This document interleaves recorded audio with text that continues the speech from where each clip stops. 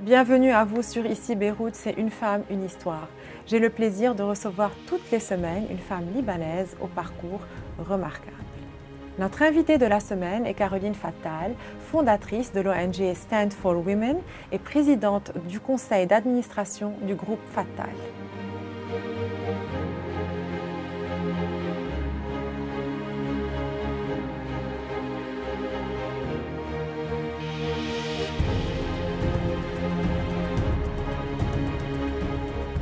Caroline, merci d'être avec nous aujourd'hui. Merci beaucoup, Lynn. C'est toujours un plaisir. Alors, vous êtes fondatrice de l'ONG Stand for Women, vous êtes présidente du conseil d'administration du groupe Fattal, vous êtes coach en entreprise. Quelle casquette vous préférez? Ah, c'est très dur comme question. En fait, je me vois comme quelqu'un aux multiples casquettes et j'essaye autant que je peux de jongler avec ça. Et je pense que chacune d'entre elles m'apporte une satisfaction personnelle et je pense aussi à un impact social et évidemment économique dans le cas de l'entreprise familiale. Donc, si vous voulez, l'ONG Stand for Women, c'est peut-être quelque chose qui me tient très à cœur parce que je l'ai fondée en 2017 et c'était... j'avais senti un besoin, en fait, à un moment dans ma carrière, d'aider d'autres femmes. C'était un moment où je pensais, how can I give back? Donc, comment est-ce que je peux redonner à la communauté qui m'a tant donné? Et donc, c'est une ONG qui a deux piliers, en fait, l'aide économique aux femmes et la sororité, donc en fait, sisterhood, donc l'aide entre femmes. Et au début, on a commencé avec des actions éducatives sur nos réseaux sociaux. Et puis ça a après évolué, si vous voulez, on en reparlera. Une de mes autres casquettes, donc, c'est d'être aujourd'hui la présidente du conseil d'administration d'une entreprise familiale qui a plus que 125 ans. Je suis la 4e génération avec mes cousins donc, à la tête de cette entreprise. Qui est une des plus connues au Liban, il faut le dire. Vous êtes distributeur de très nombreuses marques. Absolument, des produits de grande consommation, des produits pharmaceutiques et puis des produits de beauté, entre autres choses également. C'est une grande responsabilité et à la fois une grande fierté. On opère dans plus que 12 pays dans la région et on a plus que 3000 employés. Donc ça aussi, c'est quelque chose qui me donne... évidemment, me tient éveillée parfois la nuit, surtout dans les circonstances que vivent les différents pays dans lesquels on travaille. Mais ça me donne également énormément de satisfaction d'assurer la continuité de cette entreprise après ceux qui étaient nos prédécesseurs, et aussi de l'unité de la famille. Et enfin, aussi un chapitre donc, dans ma carrière qui me plaît énormément et dans lequel j'ai une passion complète, c'est le coaching. Le coaching en entreprise, donc je coach des femmes et hommes exécutifs à haut niveau, un peu comme le ferait un coach sportif, mais c'est pour en fait dans le domaine de l'entreprise. Et ça vraiment, je sens que quand je le fais, il y a une autre énergie qui se dégage de moi, je le sens même dans mes joues parfois. C'est peut-être à la fois le partage de mon expérience, quoique ça ne doit pas interférer beaucoup dans le travail qu'on fait de coach, mais de pouvoir aider les gens à atteindre le meilleur d'eux-mêmes. Donc, bien sûr. Pour revenir un peu à Stand for Women, donc vous lancez cette ONG en 2017. Qu'est-ce qui vous a poussé en fait? Alors, bon, c'est vrai que pendant toute ma carrière, j'ai travaillé chez Unilever, une multinationale, pendant 8 ans avant de rejoindre l'entreprise familiale. J'étais souvent la seule femme, ou la première femme. Donc, la première femme directrice des ventes d'Unilever pour le Moyen-Orient, le Pakistan. D'ailleurs, je tiens à le rappeler, de 2014 à 2020, vous êtes citée dans le classement de Forbes. D'ailleurs, je tiens à le rappeler, de 2014 à 2020, vous êtes citée dans le classement de Forbes Middle East comme l'une des 100 femmes les plus influentes dans le business. Oui, au Moyen-Orient. Alors, écoutez, voilà, ça aussi, ça a été un facteur. Donc, un premier facteur, c'est que j'ai souvent senti que j'étais seule. Donc, seule femme directrice des ventes, seule à plusieurs niveaux, ou la première femme à faire ça. Et je me suis dit, mais je voudrais aider d'autres femmes. Et puis est venu le classement donc, de Forbes Middle East, où j'ai été classée parmi les 100 femmes les plus puissantes du Moyen-Orient dans le monde des affaires. Et au début, comme beaucoup de femmes. Je me suis dit, mais ils se sont peut-être trompés, à quel titre je suis dans ce classement. Et puis bon, comme ils ont récidivé plusieurs années de suite, j'ai commencé à prendre conscience que oui, effectivement, l'entreprise pouvait avoir cet impact et moi également.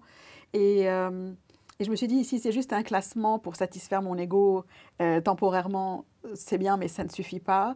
Et comment, à ce moment-là, aider d'autres femmes à rentrer dans ce classement ou en tout cas à atteindre leur indépendance financière, économique. Et puis, pour moi, que les femmes se sentent libres de leur choix, ça a été quelque chose, je pense, qui est en moi depuis toute jeune. Et voilà, donc grâce à Stand for Women, j'ai pu réaliser ça, j'espère, oui. Donc en fait, l'association comprend 2 volets.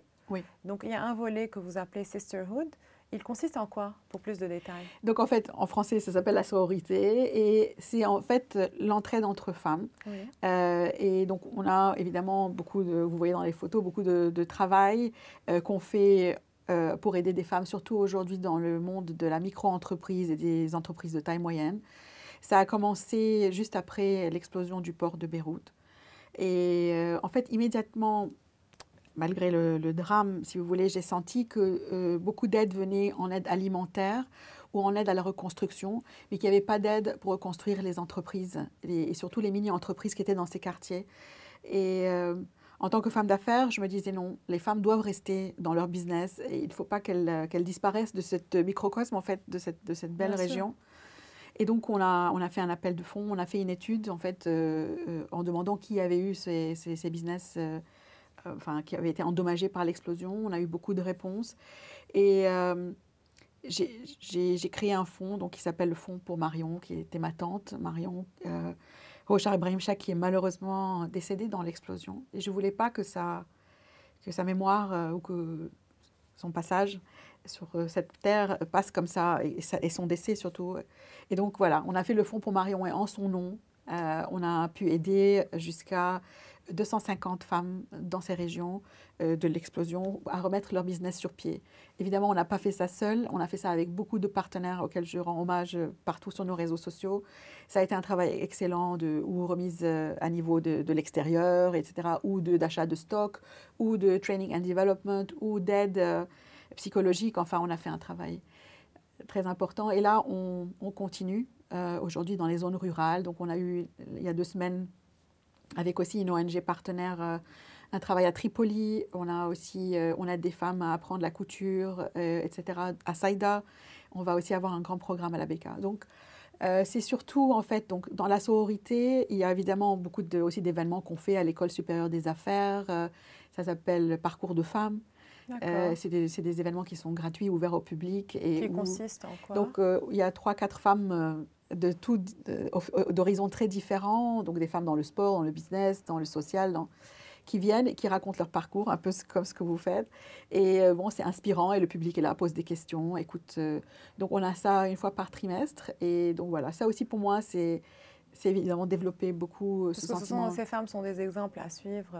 Le fait de partager pour ces femmes est très important parce que ça permet à d'autres femmes qui veulent, qui ont peut-être envie de suivre les mêmes carrières que les personnes qui discutent de se préparer plus facilement. C'est vrai, et surtout, ça normalise parfois parce que, évidemment, ces femmes parlent avec beaucoup de sincérité et donc parfois, évidemment, c'est pas un chemin toujours rose.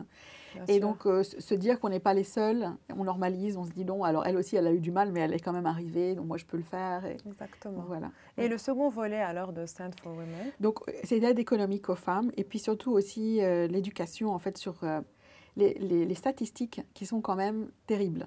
Donc, aujourd'hui, l'inclusion économique des femmes est uniquement à 23% au Liban. Il y a peu de femmes dans les conseils d'administration ou à haut niveau dans la hiérarchie.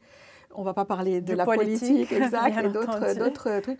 Donc, déjà, parce que quand j'ai commencé, les gens me disaient « Mais Caroline, à quoi ça sert tout ça ?» et en fait, c'est déjà expliquer que non, les chiffres, mais ce n'est pas seulement au Liban, les chiffres partout sont catastrophiques. Et la vitesse à laquelle ça change est plus lent que le pas de la tortue. Donc, si vous voyez, il faut 120 ans pour atteindre l'égalité. Enfin, les chiffres font vraiment peur. Au Moyen-Orient, notamment. Oui, et même partout. Hein, donc, McKinsey, tout ça, ils ont beaucoup de rapports là-dessus. Alors que les femmes ont ce qu'on appelle le pouvoir du porte-monnaie. C'est-à-dire que c'est les femmes qui font les décisions d'achat et bizarrement, les gens ne le savent pas, mais même pour les achats des voitures, etc., la femme a un rôle très important. Donc, ce que je voulais, c'est créer cette awareness et après, évidemment, aider les femmes qui veulent être dans le monde du travail, que ce soit donc les petites et moyennes entreprises qu'on aide à travers maintenant, avant le Fonds pour Marion et maintenant d'autres initiatives. Et aussi, donc, je coach donc en fait pas mal de groupes de femmes, que ce soit dans le programme qu'on avait préparé à l'ESA qui s'appelle Women in Leadership. Donc le coaching pour qu'elles puissent gravir les échelons du monde de l'entreprise, parce que ça aussi c'est un labyrinthe. Et ça c'est dans le cadre, donc le coaching est dans le cadre de Stand for Women ou bien c'est une activité parallèle? Alors c'est une question importante. Tout le coaching que je fais sert à financer une partie de Stand for Women. C'est-à-dire que je donne mon temps. Donc, en fait, ce que je fais avec les écoles de commerce, donc je suis coach accrédité à l'INSEAD et à l'IMD. D'accord. Mais ce que je fais là, de financer, voilà, ça vous permet de financer. D'ailleurs, j'arrivais d'ailleurs à cette question. Comment vous financez l'ONG? Bon, alors, au moment où le Liban a été un peu mis sur la scène internationale, on a reçu des fonds, donc au moment de l'explosion, pour pouvoir aider. Évidemment, c'est ce à quoi on les a utilisés. Mais une chose qui est très importante pour moi en tant que venant du monde des affaires, c'est je voulais que tout l'argent qui nous était donné aille complètement aux bénéficiaires. Et donc, le travail que moi je fais en tant que coach, qui est versé dans l'ONG, sert à financer les frais fixes, donc les personnes qui y travaillent, et s'il y a un supplément, évidemment, à les donner aux bénéficiaires. Mais je voulais vraiment que 100% des fonds qui étaient donnés aillent là où ils doivent aller. Et évidemment, là, je peux dire très clairement que ça fait 1 an et demi, 2 ans qu'on reçoit une somme minimale. L'ensemble, on entend beaucoup ça. J'ai vu ça avec la plupart des invités qui sont à la tête d'associations, qu'elles soient des associations pour soutenir les malades du cancer ou pour l'humanitaire. Il y a un gros problème aujourd'hui de financement. Alors vous savez, dans le monde, il y a aussi d'autres priorités. Donc les gens commencent à penser à peut-être aider d'autres régions ou d'autres pays qui sont aussi dans la difficulté.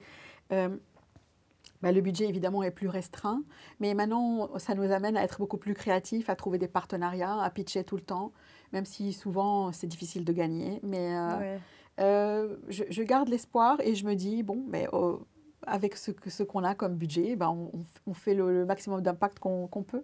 Mais j'espère qu'un jour, on sera...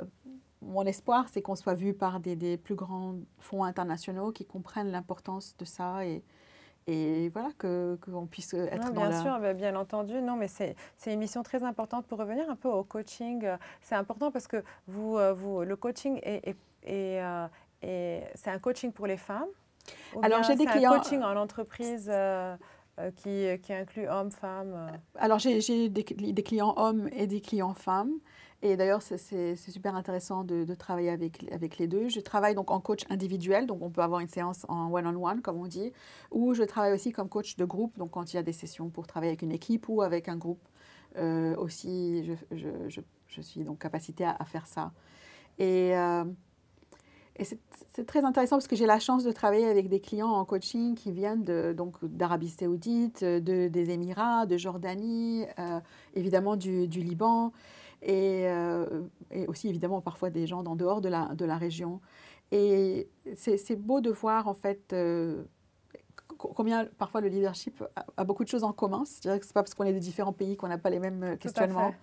Et à la fois combien parfois certains blocages qui remontent, je ne sais pas, ou à des événements récents ou à des événements plus anciens, empêche les gens d'être l'expression totale de ce qu'ils ont envie d'être et parfois avec quelques petites techniques, quelques petites choses qu'on connaît en tant que coach, de voir la transformation en 6 sessions, parfois c'est fabuleux. Donc c'est une des choses que je fais qui me donne beaucoup de plaisir et de satisfaction et que je n'ai pas voulu arrêter malgré les autres responsabilités que j'ai. Oui, parce que à part, on va dire Stand for Women, on va dire le groupe Fatal, le coaching, mais vous êtes aussi maman de 4 enfants. Oui. Donc la question qui se pose, Comment vous faites? Je crois que je suis comme toutes les femmes. Il y a des jours où je suis débordée, il y a des jours où ça va mieux. Euh, je ne veux pas laisser croire que c'est facile parce que ça ne l'est pas. J'ai des enfants merveilleux et ils sont entre 10 ans et 18 ans à différents âges. Euh, je crois qu'en fait, le plus important pour un enfant, c'est de voir sa maman heureuse et épanouie. Et voilà, donc c'est ce que j'essaye d'être, et puis aussi de leur transmettre, et puis d'être à leur côté au moment important de leur vie, et essayer aussi de, comme on dit, baisser le ton de parfois mon saboteur ou ma culpabilité, je crois. Ouais, ça, c'est une Voilà. culpabilité qu'on entend Voilà. beaucoup de femmes en parler, Oui. en fait. Il faut d'ailleurs en parler parce que ça fait du bien et ça permet de voir que il ne faut pas se sentir coupable, en fait. Absolument. Enfin, c'est ce que je me dis, et c'est ce que, évidemment, je travaille beaucoup avec les femmes avec lesquelles je travaille. Et en fait, c'est de se dire les choses de façon positive. Donc, si je suis en train de faire quelque chose qui, à moi, m'épanouit, mes enfants verront une maman épanouie, et c'est ça qu'ils veulent avoir, finalement. Pas quelqu'un qui est à côté d'eux tout le temps, parfois, et qui est peut-être pas au meilleur de sa forme physique et mentale. Voilà. Mais est-ce que vous croyez que, d'après, puisque vous rencontrez beaucoup de femmes, on dit souvent aux femmes qui ont des enfants, oh, mais tu n'as pas le temps de faire ce que tu as envie de faire, en fait, dans ta vie professionnelle? Oui, je voudrais que personne ne mette des barrières à qui que ce soit, surtout pas aux femmes en tout cas, de leur dire parce que tu es maman, tu ne peux pas travailler ou tu ne peux pas avoir une activité qui te fait du bien ou qui te fait plaisir. Euh, il n'y a pas d'âge déjà pour commencer, donc même si ceux qui écoutent ont à l'âge qu'ils ont, il n'y a pas d'âge pour commencer, il n'y a pas d'âge pour être heureux. Bien sûr. Voilà, donc... Ouais. Bien sûr. Pour revenir un peu au groupe Fatal, on va dire. Donc, vous êtes président du conseil d'administration. Combien de salariés? Plus que 3000, donc sur plus que une douzaine de pays. Donc, c'est une grande responsabilité. Bien sûr. Et c'est aussi... vous savez, les entreprises familiales représentent 85% du tissu économique au Moyen-Orient. Donc, en fait, c'est vraiment très important, les entreprises de famille. Et elles sont, dans beaucoup de pays, à des transformations générationnelles. Et c'est toujours des moments très critiques dans la vie des entreprises de famille, qu'il faut bien gérer les successions. Et donc, au niveau de l'entreprise donc familiale, c'était important pour moi qu'on fasse la bonne succession en termes de gouvernance. Et donc, on a un conseil d'administration formé de 3 membres de la famille, mais aussi de 3 membres indépendants, des gens de très haut calibre qui amènent vraiment beaucoup de compétences dans le conseil. Le conseil a aussi des comités, donc enfin, je ne vais pas ennuyer les gens avec des histoires de gouvernance, mais un comité d'audit et de risque. Non, mais c'est important pour eux de voir, parce que parfois on entend groupe Fatal, qui est un des plus gros groupes au Liban, mais on ne sait pas vraiment comment c'est composé et comment... Donc le conseil a aussi 3 comités, donc ça c'est aussi la bonne gouvernance. Donc un comité qui s'occupe des risques et de l'audit, un comité qui s'occupe de la stratégie et des investissements, et un comité qui s'occupe de la nomination et de la rémunération. Et les indépendants donc du conseil sont les majoritaires dans ces comités. Donc vraiment, ça met une très bonne rigueur, je veux dire, dans l'entreprise. Et puis, pour la première fois dans notre histoire, donc on a un directeur général qui n'est pas membre de la famille. Et donc ça aussi, c'est pour assurer la pérennité, si vous voulez, de l'entreprise au-delà de la famille et de créer une entreprise pérenne dans le temps. Bien sûr, ça c'est important. Voilà. Et au Liban, est-ce que, parce qu'on sait que le Liban traverse une très grosse crise économique, combien est-ce que l'entreprise a été touchée en fait par cette crise? Écoutez, en termes de chiffre d'affaires, évidemment beaucoup, je crois, comme beaucoup de nos...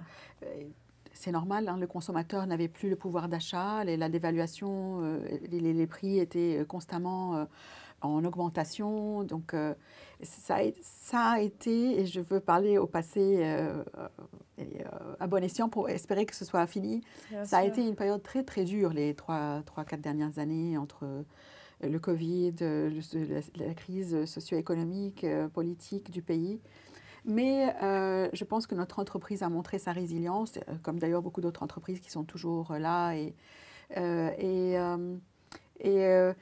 Unilever, qui est par exemple un de nos fournisseurs, nous a demandé, enfin m'a demandé en particulier à faire une conférence à leur cadre sur comment opérer dans les environnements volatiles, incertains, donc VUCA, volatiles, incertains, Explosion du complexes port, crise et économique, ambigus. d'évaluation de la livre. Donc, Ouais, on a un tenir le PhD là. cap, On a voilà. un Combien de PhD. salariés il y a au Liban? On a plus que 1000. Plus que 1000. Donc, il y a quand même 1000 familles. Oui. Et donc, il y a aussi, est-ce que, en tant que présidente du conseil d'administration, vous vous dites parfois, vous pensez en fait à ces familles, à le volet personnel Tout le temps. qui... Tout le temps, parce que étant une entreprise familiale, il y a une approche personnalisée. Bon, je connais beaucoup des personnes qui travaillent dans l'entreprise. J'en connais un certain nombre, pas non plus, mais parce que ça atteint une taille critique, disons. Mais oui, je crois que tous les matins, quand je me réveille, je pense à eux et je me dis... On sent une responsabilité finalement. Il y a quand même 1000 familles, il y a une crise. Comment surmonter cette crise on ne veut pas seulement des chiffres, mais on veut aussi, il y a une responsabilité éthique, humaine, en fait, et qui est très compliquée aujourd'hui. Oui, c'est tout à fait le cas. Et on veut, c'est vrai que trouver l'équilibre est difficile. On veut que les gens puissent vivre tout à fait décemment, alors que bon, l'environnement n'est pas du tout, non, du tout favorable à tout ça. Donc, oui, c'est vrai que c'est quelque chose qui nous tient parfois éveillés la nuit, à moi et aux autres membres du conseil. Mais aussi, peut-être à travers la méditation, parce que c'est quelque chose que j'ai commencé récemment, peut-être à travers la méditation, j'essaye de toujours avoir cette énergie positive et de voir les choses du bon côté et de me dire, voilà, non, ça va être abondant, on va vivre dans un environnement où tout va être positif. Enfin, j'essaie de me faire ces affirmations il faut méditer. C'est un conseil qu'on devrait donner à toutes les personnes qui nous regardent. Alors, on va profiter de votre présence aujourd'hui avec nous pour vous poser une question qu'on vous pose lorsque vous faites du coaching en entreprise. Quel est le secret d'un leader qui réussit? Alors, c'est une grande question. Je ne crois pas qu'il y ait une réponse unique, mais moi, en tout cas, le secret de mon leadership, et je pense que c'est quelque chose d'important chez tous les leaders, c'est d'avoir à la fois ce mélange avec ce qu'on appelle le head, donc tout le côté intellectuel, analytique, etc., le heart, donc le cœur, travailler avec son cœur, et ce que les Américains appellent le gut, et en français, c'est à la fois le courage et l'intuition. Donc pour moi, c'est le head, heart and gut qui... Les secrets d'un bon leader. Ouais. Pour revenir à Stand for Women, si on veut soutenir, comment soutenir l'ONG? Alors évidemment, on a une plateforme, on a notre website, donc standforwomen.org, sur lequel on peut faire des donations en ligne. On reçoit aussi évidemment les donations en comptant si vous voulez nous contacter sur notre compte Instagram qui est I Stand for Women. Et sinon, on a lancé, je pense que vous avez vu certaines photos derrière moi, on a lancé une petite gamme de merchandise, des t-shirts, des notepads, des stickers.